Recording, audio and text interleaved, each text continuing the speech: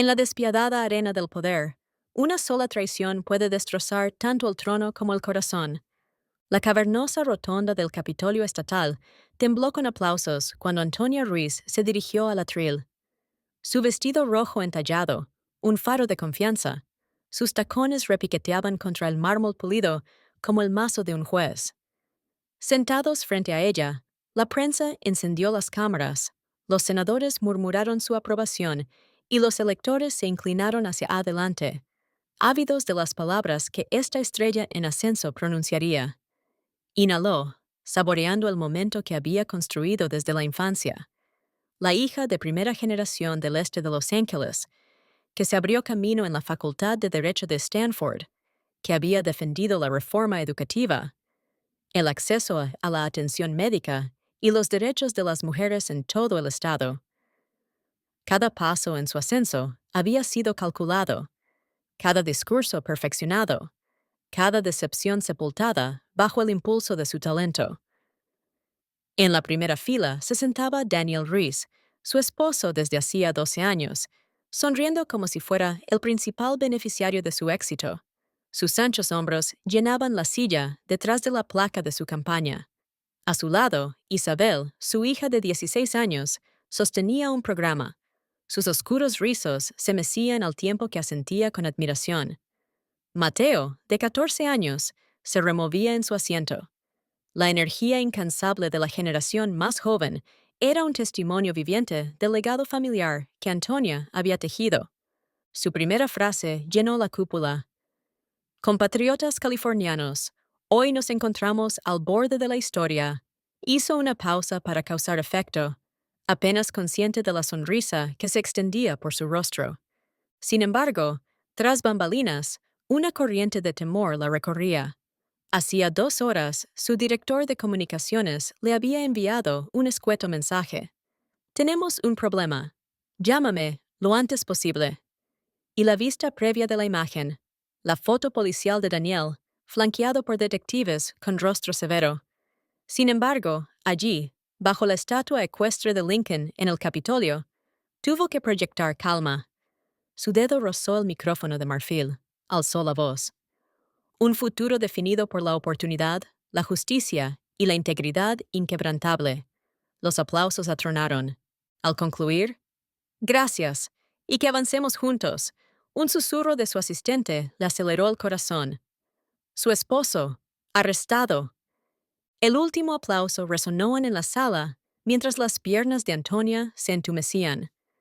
Los cañones de confeti deberían haber anunciado el triunfo. En cambio, se sintieron como la ráfaga de fragmentos de un espejo roto. Se obligó a mantener las manos firmes en el atril, parpadeando 2 veces ante el público. Mi esposo ha sido detenido. Aún no tengo detalles, pero prometo mantenerlos informados. Los murmullos resonaron entre la multitud. Una tormenta de clics de obturador le quemó los tímpanos. Retrocedió, mientras su jefe de campaña la conducía fuera del escenario. Su ruta protegida se convirtió en una maraña de pasillos, agentes uniformados y camarógrafos que le bloqueaban el paso. En el santuario oculto de su suite privada, Antonia se deslizó en un sillón de cuero, bebiendo agua a grandes tragos, mientras su principal asesora, Marisol Vega, irrumpía con los ojos abiertos. «Señora, la prensa está dando vueltas. CNN, Fox, Telemundo. Todos tienen la historia». Antonia le ardía la garganta. «¿De qué se le acusa exactamente?» Marisol apretó la mandíbula. «Oficialmente, de aceptar $2 millones en sobornos de Pacific Equities. Extraoficialmente, es todo lo que dijo que eliminaría». Las paredes parecieron cerrarse. La visión de Antonia se fijó en la fotografía enmarcada de ella y Daniel el día de su boda. La mano de él en la cintura de ella, la de ella en la de él, ambos sonriendo contra un atardecer de San Francisco. Esa promesa de compañerismo, de ideales compartidos, ahora estaba manchada. «Quiero que se cancelen todos los eventos de campaña, que emitan un comunicado distanciándome de inmediato». Su voz salió fría, pero por dentro sentía el corazón derretido, rebosante de dolor y rabia. Marisol asintió, ya redactando el texto. Antonia se levantó, paseándose por la alfombra ornamentada, con su vestido de seda ondeando como una reprimenda silenciosa. Y consígueme el informe completo. Registros de transacciones, comunicaciones, todo lo que hay en nuestro servidor. Marisol dudó. Puede haber complicaciones. Él mismo manejaba esas cuentas. Antonia se llevó la palma de la mano a la frente. Necesito la verdad, aunque me cueste la vida. En menos de una hora, el comunicado se publicó en todas las plataformas. Estoy profundamente conmocionada y desconsolada por las acusaciones contra mi esposo, Daniel Ruiz. He iniciado el proceso de divorcio y he renunciado a todos los cargos que él desempeñaba en mi campaña. Mi compromiso de servir a California sigue siendo inquebrantable y cooperaré plenamente con todas las investigaciones. Los observadores celebraron su rápida acción como una jugada maestra, un sacrificio para salvar el bien común. Sin embargo, en el corazón de Antonia, cada sílaba era como arrancarse los órganos. Los papeles del divorcio, archivados electrónicamente, esperaban su firma. Su pluma flotaba sobre la pantalla, temblando. Pensó en el rostro de Isabel en la asamblea de esa mañana, su orgullo transformado en confusión.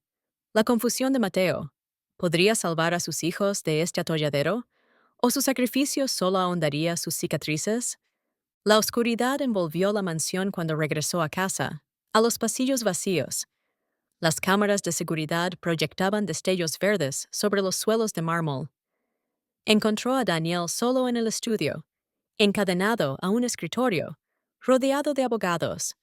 Su mirada, antes afable, se había agotado. «Ya presentaste la solicitud», dijo secamente. «Ya la presenté», respondió ella con voz quebrada. «No tienes que hacer esto». Le ofreció un sobre pequeño, los registros de finanzas de su campaña, marcados con correcciones en rojo, sumas entre paréntesis, notas internas que recordaba vagamente haber aprobado. Bajó la mirada y se quedó paralizada. $400,000 transferidos a East Side PAC. Sin registro oficial, sin recibos. Se le encogió el pecho. En ese momento, la primera traición de Daniel la hirió aún más. Se aferró a sus propios pecados como palanca. Se inclinó hacia adelante, con los labios fruncidos. «Renuncia a tu candidatura a gobernador. Aléjate o lo filtraré todo. Tus asignaciones erróneas, los escándalos de tus asesores, las cartas privadas de estos niños». Se desmoronó. Se dio cuenta de que había caminado por el filo de la navaja, creyendo que solo él podía ser el traidor, nunca ella misma. La amargura de Daniel se había transformado de avaricia a chantaje, aprovechándose de cada secreto que ella había enterrado. «Así que eso es todo», susurró con la voz hueca. «Me destruirías para salvarte. Nos habría salvado si me hubieras dejado». Vio al hombre que amaba, de pie a la sombra de su ambición, consumido por el resentimiento. Se dio la vuelta y salió de la habitación antes de que se le rompieran las lágrimas. Abajo, Antonia encontró a Isabel leyendo en el sofá de la sala. «¿Mamá?», preguntó su hija, levantando la vista. «¿Sí, bebé?». La sonrisa de Antonia se quebró bajo el peso de la vergüenza. Isabel le entregó su teléfono. La pantalla recorrió publicaciones en redes sociales. Político hipócrita atrapado. Hijos de Ruiz pierden su hogar por la corrupción de su padre. «Me culpan», dijo Isabel con voz temblorosa. «Mis amigos dicen que es culpa de mi madre». El corazón de madre de Antonia se quebró. Se arrodilló y abrazó a su hija temblorosamente. «Cariño, lo siento mucho». Besó el cabello de Isabel, con un sabor a sal y derrota. «No hiciste nada malo. Yo arreglaré esto, por ti y por Mateo». Isabel cerró los ojos. «¿Lo prometes?». Antonia asintió, aunque se sentía vacía por dentro. «Lo prometo». Pero las promesas en política, lo sabía, eran tan fugaces como las huellas de las palmas en el cristal. A las 2:47 Shinny M. Sola en la suite del gobernador, Antonia garabateó en su diario, con pensamientos crudos y frenéticos. Me veneraban al amanecer, me injurian al anochecer, la ambición me construyó, la traición me quebrará, pero me niego a derrumbarme, forjaré nuevas fuerzas con estos fragmentos. Su pluma se cernía sobre la última línea, que subrayó 3 veces. Nadie traiciona a Antonia Ruiz, y vive para contarlo. En esa promesa escrita con tinta sangrienta, yacía la semilla de la venganza y la tenue promesa de la redención. Mucho antes del escándalo, el ascenso de Antonia se había visto impulsado por una estrategia meticulosa y una ambición descarnada. Nacida de padres inmigrantes en el este de Los Ángeles, ascendió en el Consejo Estudiantil con un fervor que cegó a pocos ante su pragmatismo despiadado. Daniel, un organizador comunitario comprometido, había gestionado sus primeras campañas, equilibrando cuidadosamente los encuentros y saludos con hojas de cálculo apretadas. Su sinergia era legendaria. Sin embargo, surgieron grietas cuando los primeros donantes importantes de Antonia amenazaron con retirar su apoyo a menos que ella manipulara la ética para asegurar fondos para combustible de aviación. Reclasificó los fondos no gastados de las postales en una iniciativa de alcance latino, eludiendo los límites de financiación de campañas al dirigir el excedente a un PAC hermano. Daniel había cuestionado la legalidad. Ella lo había desautorizado, prometiendo que nunca se descubriría. Cuando se casaron, ella juró que dejaría atrás las sombras. Pero a medida que su estrella ascendía, también lo hacían las exigencias y las tentaciones. Llamadas nocturnas de cabilderos, promesas veladas de favores políticos a cambio de inyecciones de dinero. Daniel, enamorado del poder y cada vez más dependiente de la alta vida que le proporcionaba su carrera, asumió el papel de asesor de confianza. Para cuando Antonia anunció su candidatura a gobernadora, Daniel ya había empezado a cultivar relaciones con ejecutivos de Pacific Equities, orquestando pagos secretos disfrazados de consultas. Los primeros $500,000 se esfumaron en cuentas suizas numeradas.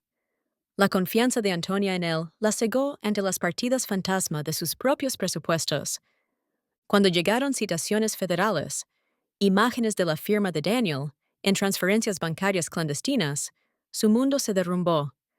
Se dio cuenta de que ella también había ignorado las señales de alerta, memorandos de asignación de fondos sin firmar, asesores de campaña reasignados discretamente, directores de programas silenciados. La complicidad era mutua, la traición inevitable. Ahora, con Daniel arrestado, el equipo de campaña de Antonia se apresuró a cortar lazos. Cada dólar mal asignado amenazaba con manchar todo su historial. Se enfrentaba a una dura decisión: admitir sus propias fechorías y perecer políticamente, o mantener su inocencia y ver a su familia arder. Mientras las noticias devoraban el arresto de Daniel, la casa de los Ruiz se sumía en el caos. Los paparazzi se alineaban en la entrada. Titulares nacionalizados pregonaban «Primera dama o cómplice». Los programas de entrevistas nocturnos repetían la foto policial de Daniel una y otra vez. Dentro de casa, el teléfono de Isabel vibraba con memes crueles. «Mamá es un monstruo. Papá es un estafador». ¿Qué sigue? ¿Los secretos de Isabel? Mateo, quien fuera un pianista en ciernes, se negaba a tocar, mirando por encima del hombro como si esperara una traición a cada paso. Antonia, dividida entre la posteridad y la paternidad, canceló sus actos de campaña para consolar a sus hijos. Sin embargo, cada gesto que hacía era manipulado por los aliados de Daniel. Se filtraron audios de sus asesores consolando a Daniel mientras tomaban un café, sugiriendo que encubrieran el papel de Daniel si quería una oportunidad de ser gobernadora. En cuestión de horas, su propia integridad estaba hecha añicos. Cuando confrontó a Daniel a través de un plexiglas en el centro de detención del condado, él le espetó. «Querías poder. Solo te di otra forma de conseguirlo». Amenazó con revelar pruebas irrefutables de sus desvíos ocultos de fondos, notas manuscritas, giros bancarios de terceros y el diario juvenil de Isabel. garabateado durante una campaña electoral en la que Antonia había restado importancia a las preocupaciones sobre el origen del dinero. La confianza pública se desvaneció. Las encuestas cayeron 20 puntos de la noche a la mañana. Su equipo de campaña se amotinó.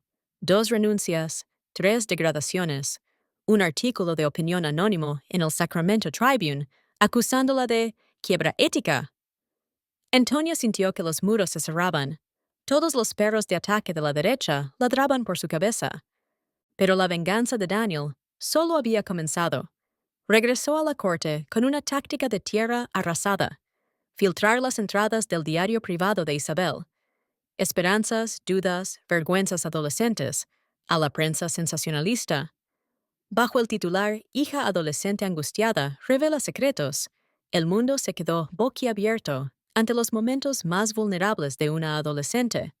Lagartos en redes se arrastraban dentro de la determinación de Antonia.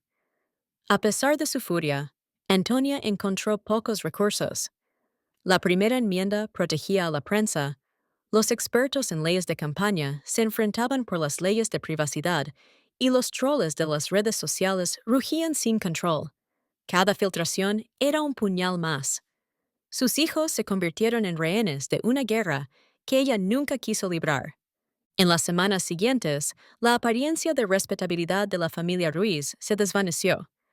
Los planes de acción de gracias se cancelaron por temor a una confrontación pública por parte de los padres de Antonia. La fianza de Daniel se fijó en $5 millones, lo que lo obligó a depender de familiares sospechosos. Isabel, furiosa y humillada, huyó, pasando las noches en los sótanos de sus amigos, demasiado avergonzada para ir a la escuela. Mateo se refugió en los videojuegos, negándose a hablar. La madre de Antonia, Dolores, lloraba cada noche, aferrada a las desteñidas insignias de campaña de las primeras campañas de Antonia. Dolores lo había sacrificado todo para enviar a Antonia a la Facultad de Derecho de Harvard. Ahora se preguntaba si valía la pena el precio. Antonia luchaba cada día. Ruedas de prensa con reporteros hostiles, llamadas vetadas para recaudar fondos, sesiones de estrategia bajo luces fluorescentes. Contrató a un psicólogo infantil para sus hijos adolescentes, un equipo de relaciones públicas para crisis y duplicó su seguridad. Aún así, en casa, el silencio resonaba en los pasillos. En las audiencias judiciales de Daniel, Antonia observaba desde la galería. Su mundo chocaba con el de un desconocido. Él vestía un mono naranja, con la mirada hundida, mientras los fiscales detallaban su sueldo neto por consultoría. El mazo del juez se convirtió en un metrónomo de su colapso. Una noche, Antonia encontró a Isabel en el baño, con lágrimas en los ojos. Abrazó a su hija mientras sollozaba. «Lo odio. ¡Te odio! ¿Por qué permitiste que esto pasara?»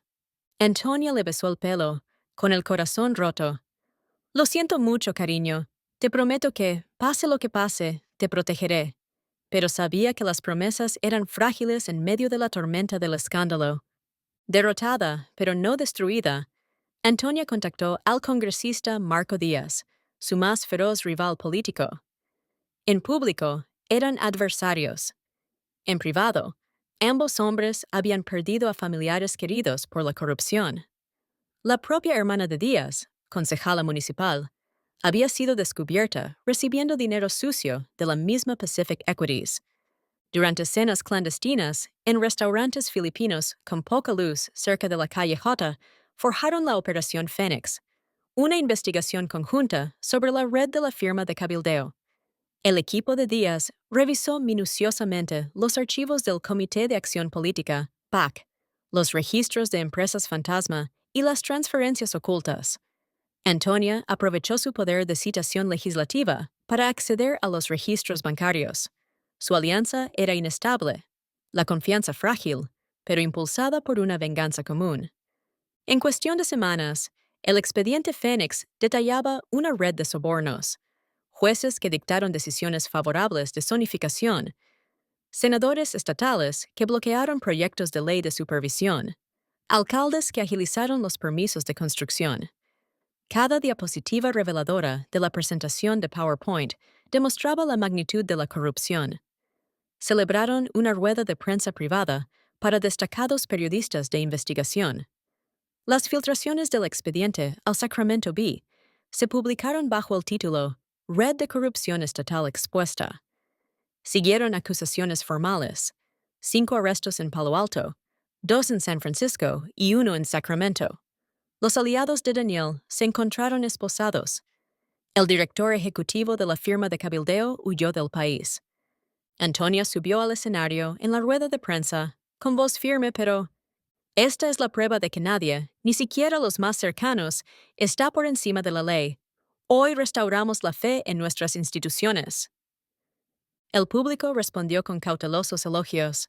Las encuestas subieron 8 puntos. Parecía que la justicia aún era posible. Pero en el resplandor del triunfo legal, las heridas íntimas de Antonia ardían más profundamente. Una noche, al regresar a casa, encontró su dormitorio sembrado de fotografías, su intimidad expuesta, intercambios de mensajes con asesores, selfies tomados después de cenas nocturnas para recaudar fondos, oraciones privadas convertidas en propiedad pública. Daniel había hackeado su teléfono, incluso mientras se enfrentaba al juicio, para recuperar mensajes que la pintaban de hipócrita y ambiciosa a cualquier precio. Los medios de prensa difundieron con regocijo cada captura de pantalla. Novia ambiciosa. Necesito más dinero. Busquen a los donantes. ¿Hipócrita o heroína? Las súplicas nocturnas de Ruiz. Antonia sintió que la traición la lastimaba más que cualquier escándalo. Daniel conocía sus vulnerabilidades, su primer trauma de campaña por los botones falsificados, sus susurros de inseguridad cuando las encuestas fallaban. Él usó sus momentos más privados como arma. No quedaba ningún espacio seguro. Esa noche, yacía en la cama, sin poder conciliar el sueño. Isabel y Mateo dormían acurrucados en la habitación de su hija. Antonia apretó la mano entre los omóplatos de su hija, mientras las lágrimas caían. Mami te falló. Se comprometió a reconstruir no solo su carrera, sino también la confianza en sí misma.